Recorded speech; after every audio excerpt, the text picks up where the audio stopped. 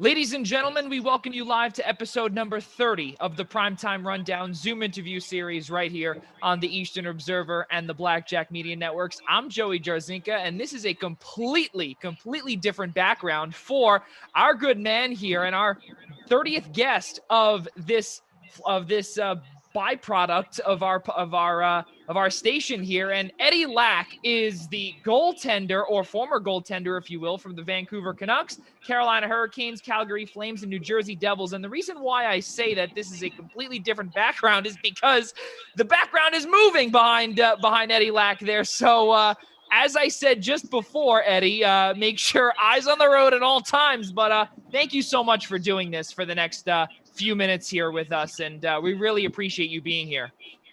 Thank you for having me. You should have waited and had me on the 31st episode, because that was my number when I played, right? So that would have been a little bit more fitting. But maybe I can be on the next episode too. Yeah, that's true. Absolutely. Well, you know what? There's actually still time. And now those that are watching that are avid followers of our flagship podcast, the Primetime Rundown, we're only up to episode number 27. So we've got 4 more, and then we'll have to get you, Eddie, on that show to get your number on there. So how are you doing during this quarantine? Obviously, you know, where you are now in Arizona, things are, starting to pick back up. So, how are things going out there? Good. I mean, me and my wife, we haven't done like a lot. We haven't gone out to eat dinner really. We went like a few weeks ago when they first opened up to a few dinners, but now when like the bars and everything closed down again, we basically just been quarantining ourselves unless situations like this when I have to work and I have to show houses, right? But yeah, I mean, we don't see a lot of we usually don't see a lot off of it, but I mean, the world has changed when the masks are mandatory now, and yeah, it's basically a little bit different world we're living in now. Yeah, I was going to say it's a completely different world. And not only that, too, but especially, again, where you are is that, you know, we're starting to see things pick back up. And obviously here on the East Coast, things are slowly declining. So I definitely do hope that you, your wife, and your entire family, whoever's out there with you, stay safe and maintain social distancing. So obviously, yeah, for sure. So obviously for those that are watching here and are avid Vancouver Canucks fans, Carolina Hurricanes fans, or simply avid Eddie Lack fans, this podcast has to do with all of our guests being from the East Coast or having an affiliation with the East Coast. So Eddie has had 2 out of 4 teams have been on the East Coast, 1 in Carolina and 1 not too far west from here in New Jersey.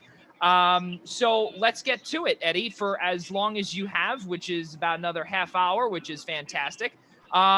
So I had to actually look up the pronunciation of where you were born. So thank you very much, YouTube, for that one. So Norrtälje, Sweden. How's that?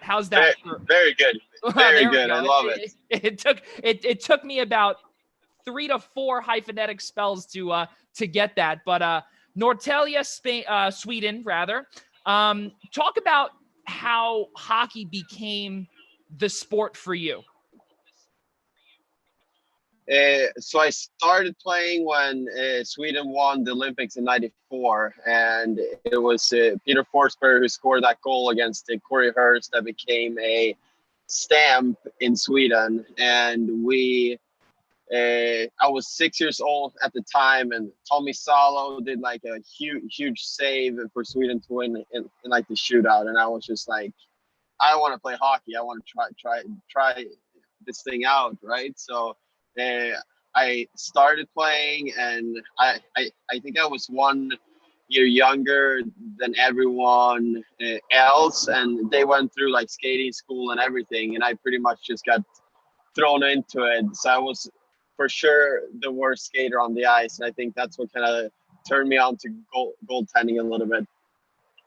Yeah, that's wild, and especially because we've mentioned this on numerous other episodes, where it's very difficult to choose one of the hardest positions in all of sports, and being goaltender for the sport of hockey is got to be one of the hardest positions to not only practice for, but to eventually then play in the world's biggest stage, or rather on the world's biggest stage. And you also did it numerous years, for almost 10 full years in the National Hockey League.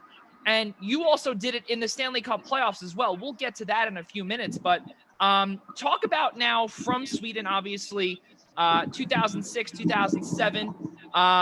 You made your professional debut in Sweden's second highest professional league, with a team name called Leksands IF. Talk about your time there and how that eventually got you to where you then obviously signed with Vancouver. Yeah, so I was 17 years old when I moved away from home, and I went to live by myself up in Leksand in like a one-bedroom studio, right? And I lived probably like 100 feet from like the rink, and I was at the rink all the time, every day, right? And that was like a great experience for me, just to like learn to live by myself. And like my 3 years in Leksand were great. I had Ed Belfour as my goalie partner my second year there, and yeah, just like learned a lot from him. Learned a lot from like playing against men instead of boys, and going up playing that early against like really good players, like made me develop a lot, I think. Yeah, I was going to say, and not only that, but you've developed behind the likes of numerous goaltenders that have gone on to have fantastic careers. And the best one here, obviously, is Hall of Famer Ed Belfour. To outplay Ed also, where you had in 32 games, 2.02 goals against, 930 save percentage in your time. And then the worst part about it was just a couple of years later, when you were ranked 9th overall in terms of goaltenders available in the 2009 NHL draft in Montreal, you were not selected. But then not too long after that, you made sure that you proved everybody wrong by going back home and then finding, well, not really finding, but someone in the Vancouver Canucks organization finding you and then bringing you back over to North America. Talk about that and how not being selected motivated you to prove everybody on the draft floor wrong. Yeah, like I wasn't too nervous about the whole draft thing and everything. Like I know that I was ranked, and I sent in like the questionnaire sheet and everything. And I heard there were some rumors that like maybe one team was interested or not. But I mean, at that time I was 18 and 19 years old, and especially with goalies, like it takes a while for us to develop and everything like that. And I knew that if I did my part and I kept developing in Sweden, and I kept just focus on my day-to-day job to get better back home, right, that I was gonna get the chance eventually.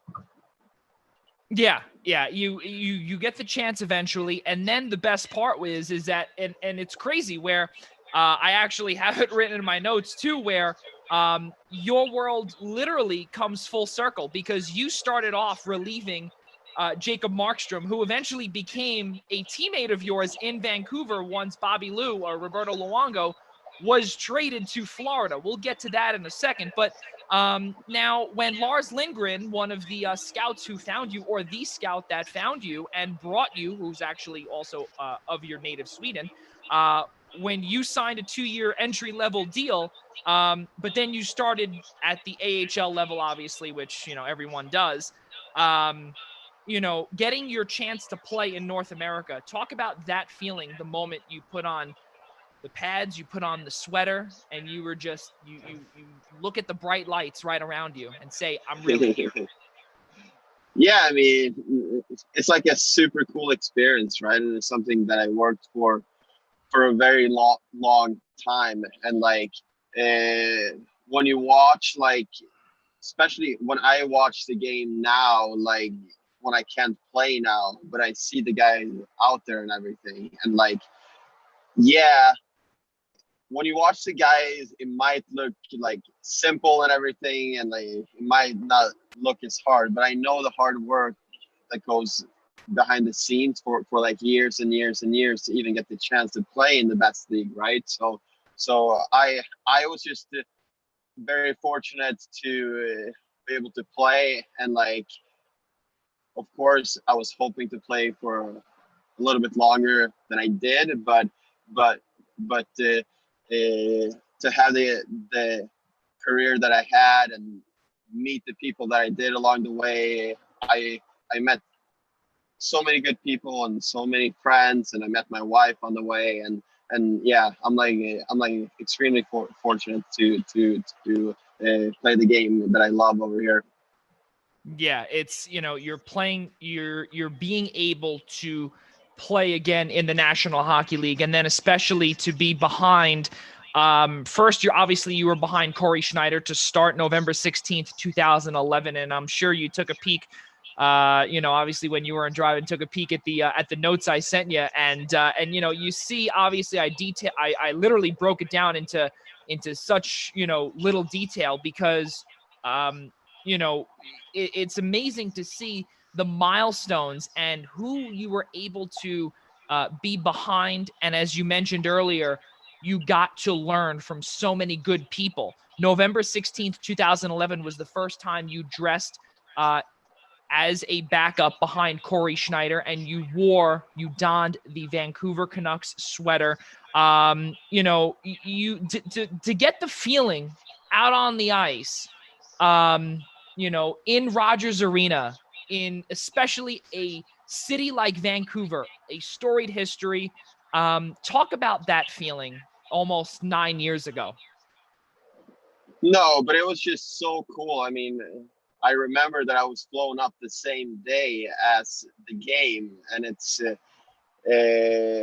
just like flying from Chicago to Vancouver. It's kind of like a ride, right? So I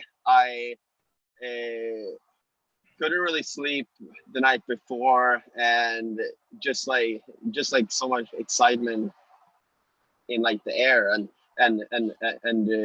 to walk into like the locker room, and you have like the Sedins, Kessler, Bieksa, Burrows, like there there was so many good players in that locker room, and uh, just to like sit next to those guys and like dress with those guys and go out to warm up with those guys, like it was so cool. And then I that game, if I don't mistaken, we got like beat like 6-2 or something. So for like a couple of minutes there, I was just really nervous that I was going in too, right? Yeah, exactly. Yeah, well, because especially and to just to correct you, 5-1 against Chicago was that Yeah. score. And especially when you go in, and hockey is known. We've heard, obviously, in every sport, but hockey, the fans are passionate. And me as a fan and someone who's been covering hockey and sports for the last 6-7 years, the fans are so passionate. And especially when you're down 5-1 and they call in for their backup, or call in for the backup rather, and which would have been your NHL debut, you have to make sure that you save every single buck. Otherwise, you'll be booed out of the building before you even get a chance. And now, obviously, moving forward a couple of years, Eddie, you became the backup to Roberto Luongo, because in the 2013 draft, Corey Schneider was traded to New Jersey in that same building. Now, the moment that happened, I'm assuming you felt probably like, okay, well, now there's no one else to back up Bobby Lou, so it's going to be me, and you're going to be on the bench for almost every game, barring injury. Talk about that feeling the moment you heard that Schneider was shipped out of town. Yeah, I mean, I was expecting Schneitz to be shipped out because that was the year that my two-way contract turned to one-way. So it was kind of like they couldn't really afford to keep Schneider because he was playing so well, and like this was the time that they could actually get something for him. So that was a step that I was supposed to take, but the biggest feeling I think came just like actually playing my first game and then playing so well. So the team tells you to get a place to stay, right? And like once you get that, you can get an apartment letter. Like that's like the best feeling in the world, right? Because then you know that you're most likely to spend the rest of the season there. Yeah, absolutely. And, there's obviously numerous times when we've heard the fact that, well, there's a controversial surprise in net, such as Eddie Lack in the 2014 Heritage Classic. We'll get to that in a minute because that was probably that made headlines all around the country, all around the world. And it was all because of you making the start inside BC Place. And just a couple of days after, Bobby Lou was traded to the Florida Panthers, which effectively made you the starter. And I remember also, Eddie, and, I'm sure, as a humble guy as most hockey players are, and I'm sure you are as well, I've never said this really lightly to, someone a part of it, but you were a part of a three-headed monster in terms of in goal, because the expectations for all three of you, as you said, Corey Schneider was shipped out of town because he was playing so well. And then you were also up and coming there too. Bobby Lou was, right in the midst there. So now rather, let me rephrase. When you were selected to start in that game in front of 50,000 fans inside BC Place, in the Heritage Classic, no less, on national television, on a world stage, what goes through your mind when obviously there's so much controversy? How do you focus on the game, Eddie? Yeah, I mean, I didn't pay too much attention to everything that was going on around before the game. Like my focus was just on the game and everything. And like I obviously didn't expect to play that game. Like when my pads came for that game and my mask came, everyone was like, "Well, that said, it's gonna look really good on the bench, right?" And I was like, "Yeah, I mean, I'll probably be there, but no, I didn't expect to start that game, but I was also playing really well leading up to it, and I mean, obviously, looking back at it, Louis should have started that game 100%, but it was more like I felt good, and I think Torts just wanted to ride with a hot hand, and I mean, kudos to Torts because he took a lot of heat for that decision. Yeah, he did. And there was, we heard tons and tons of stuff where, the rumor mill of Bobby Lou being traded. And then eventually just 48 hours later, he was shipped out of town. And now it's wild because now you're thinking to yourself, okay, you're the starter. But then the best part about the whole trade, though, is, as we said just a few minutes earlier, Eddie, is that your world literally is full circle, because who comes back in the Bobby Lou trade is Jacob Markstrom, who you played with overseas. So talk about that, how good it felt to have someone like Jacob backing you up in Vancouver. No, I mean, it was great. Jacob and I are good friends still to this day, and well, when we played back home in Sweden, we were good friends too, right? And just to have someone that you're familiar with and that you're feeling good with and that you play with before, and like someone that you can talk to and everything, like that was huge. And yeah, me and Jacob are still very good friends. Yeah, it's pretty cool stuff, especially, again, for those that don't know. Roberto Luongo was traded just a couple of days after that that controversial 2014 Heritage Classic. Eddie Lack became the starter. Jacob Markstrom was right behind him. And then this is something that obviously everyone wants to know, and this is the biggest question that I've gotten to ask you from a few people that I know, Eddie, is that you've played with Henrik and Daniel Sedin, the two legends in Vancouver, and especially also because they are also Swedish as well. How good does that feel, or how good did it feel to play behind them in net? Good, good. I mean, they're so skilled with the puck, and like they they always have a way of finding each other, and especially as a goalie, if you're down a goal, you can always count on them to score, or if you're just up one with a couple minutes left, like you can always count on them to put like a really good shift in the offensive zone and everything. And like they were just such a treat to play with. Like they're great role models for like young players that are coming up, and like they're just all around like legendary players. So yeah, it was really fun to play with them. Yeah, absolutely. And then obviously, you were able to record that same year your first ever Stanley Cup playoff victory against Calgary, which again, world comes full circle when you get traded to them. We'll get to that in a minute. But again, you're playing in the playoffs for the first time in North America in the Stanley Cup playoffs. And you get a win by a 3-goal margin. Talk about the feeling and the moment you go onto the ice for the Stanley Cup playoffs. What goes through your head?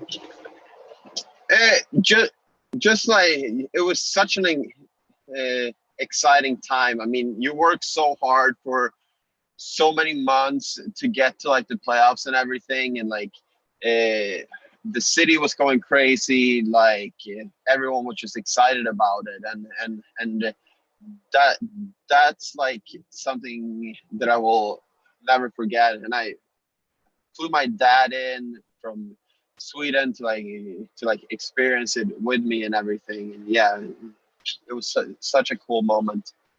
Yeah, I was gonna say, and I see as you're driving and trying to focus on the road there, I see it's coming back to you, which really again it's got to be an amazing feeling because again you've worked so hard for this moment eventually to get to where you wanted to get to. Unfortunately for you, it did not happen that way, but again to still be able to be a part of multiple Stanley Cup playoff teams is really unbelievable. But Eddie, just a few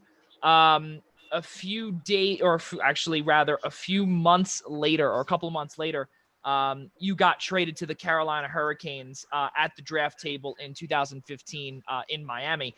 And obviously, which is a great feeling.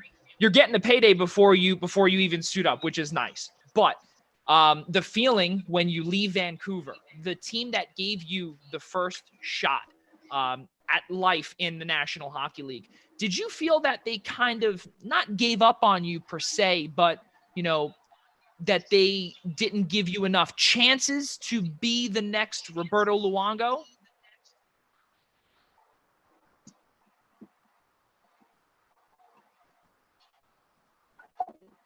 Eddie, you there? Can you hear me? I can, yes, loud and clear. Can you hear me? Do you want me to repeat the question? Oh, okay, cool. No, it's fine. It's fine. Oh, okay.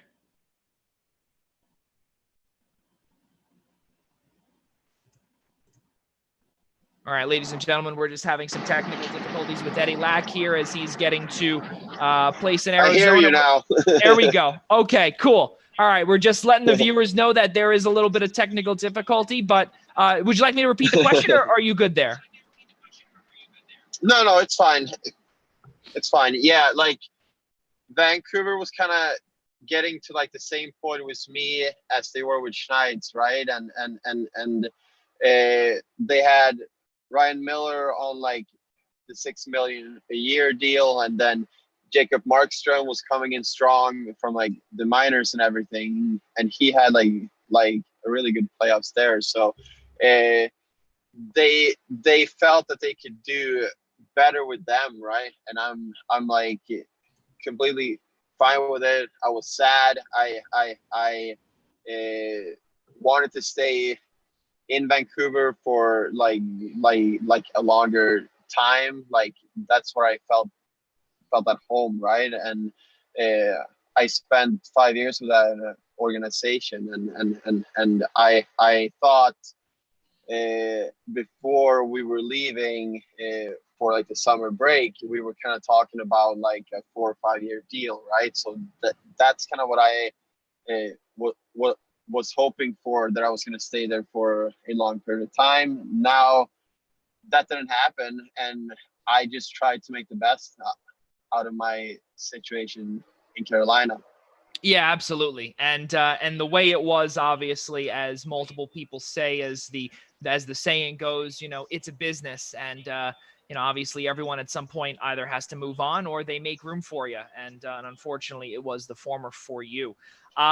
So now, following your time in Carolina, you then were traded to Calgary and then to the New Jersey Devils, and then your career unfortunately came to a halt following a few injuries.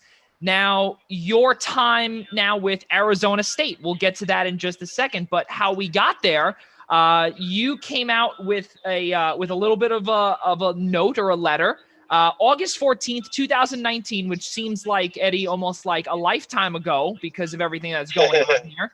And you announced that you took or are taking, quote, a break from the game of hockey, and you accepted the goaltending volunteer coaching job for Arizona State University, which has to be the coolest thing, because now you've gone from the pros and now you're going into the amateur level again here on or in stateside. So now in the NCAA, talk about the gratification that the feeling that you have to be able to give back to a lot of these kids, to just show what you were taught and how they feel about being someone, or about being taught by someone of your skill set. Yeah, I mean, you're gonna have to ask my players about that, but I do feel like this is like a great way for me to give back, and still a great way for me to just have some part of the game of hockey still, and that was the goal with all of this. I'm still a volunteer coach. I don't get paid, but I do it because I love the game, right? And I want to see if I can teach these young guys a thing or two, right? So it's been a really good first year. I've enjoyed the players, the coaching staff, and like the trainers, the equipment guys, and everyone around the team. So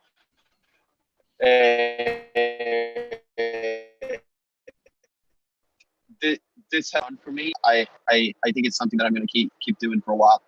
Yeah, it's pretty cool to be able to do that, especially again at the Division I level, and not being able to work up the ranks, because really, as a player, you worked up the ranks, and then you were recognized by the NCAA and recognized by Arizona State to eventually land, regardless of not being a paying job, but now you're giving back, which is great. So do you see, your time also, for those that do not know, you were also a part of the World Championship team in Germany and France. You also recorded a 19-save shutout and a 2-0 victory over Latvia on May 11th, 2017. To be able to play for Team Sweden and achieve gold and to earn a gold medal has to be, especially, for or donning the colors of your native Sweden. Talk about that feeling, and how could that be comparable to playing in a Stanley Cup playoff game? Yeah. I mean, they're comparable for sure. Like I think that when you ask players if they would rather win a a Stanley Cup or an Olympic gold or a world championship. I think everyone is always going to pick the Stanley Cup. But for me, as a European player, growing up in Sweden, and like with the time difference, we don't watch a lot of NHL games back home, right? We more watch the recap and everything. But when the World Championship and the Olympics and everything is on, like everyone's watching, and like when you win, you get like a parade and everything, right? So that was super cool for me, and like to be able to contribute a little bit. I mean, obviously, Henrik Lundqvist played in the final when we won, but I still feel that I had a little bit part of that winning team. So yeah, it was like super cool. Like we got home,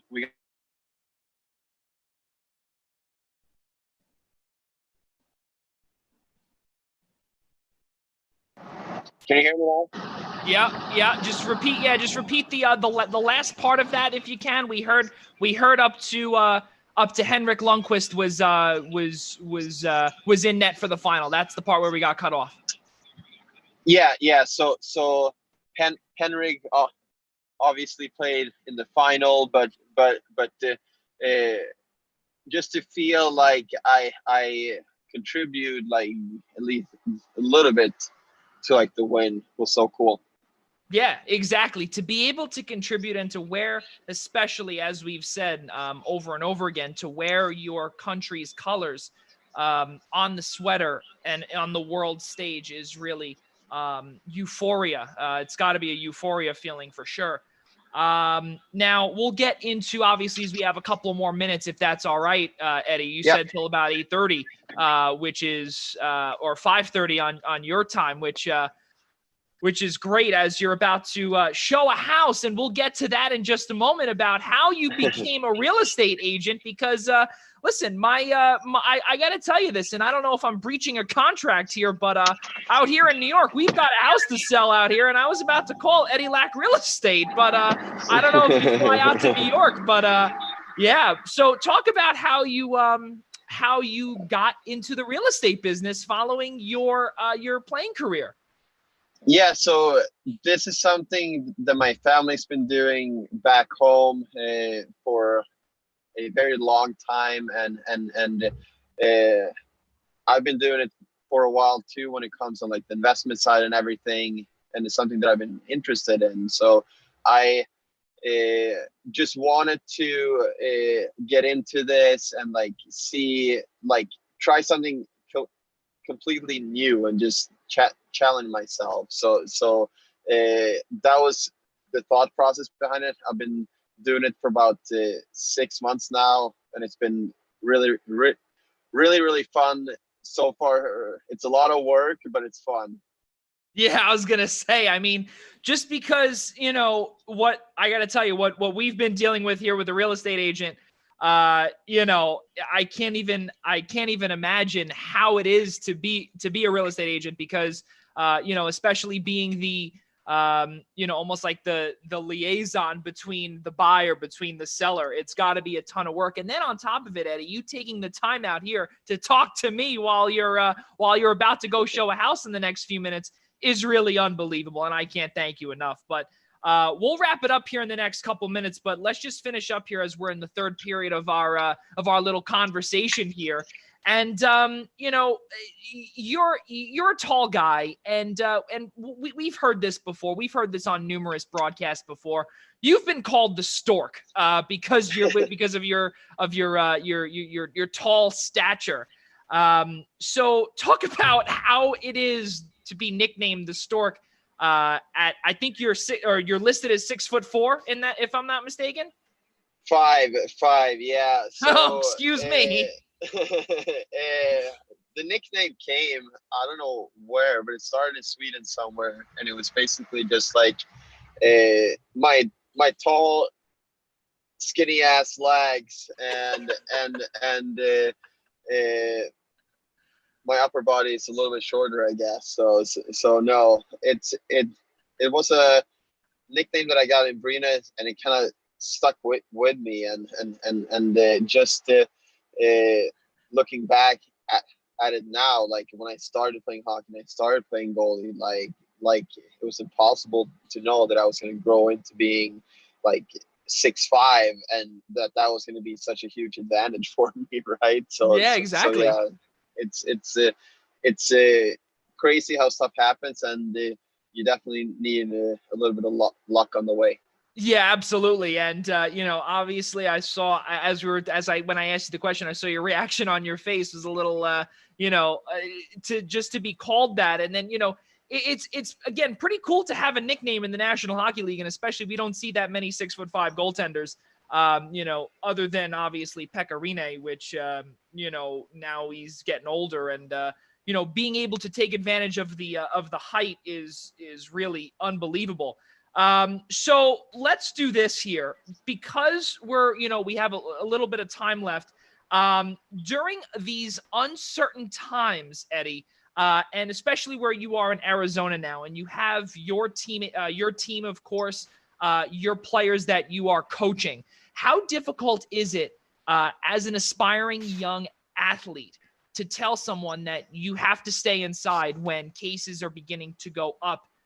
In your state in Arizona, things are slowly getting better out here in New York. But especially during the winter months when you can't go outside, you can't, you could run, but you have to maintain social distance. What would be your advice to keep them moving forward? Especially because also we've heard that a lot of these people have obtained some mental issues because of, the constant staying inside and not being able to work out or have the facilities to work out. No, exactly. And I hear what you're saying with the mental part and everything, and it's tough. I mean, I just think that for a young athlete, this is a time where you can kind of get ahead from the competition, because not everyone is doing what it takes, right? And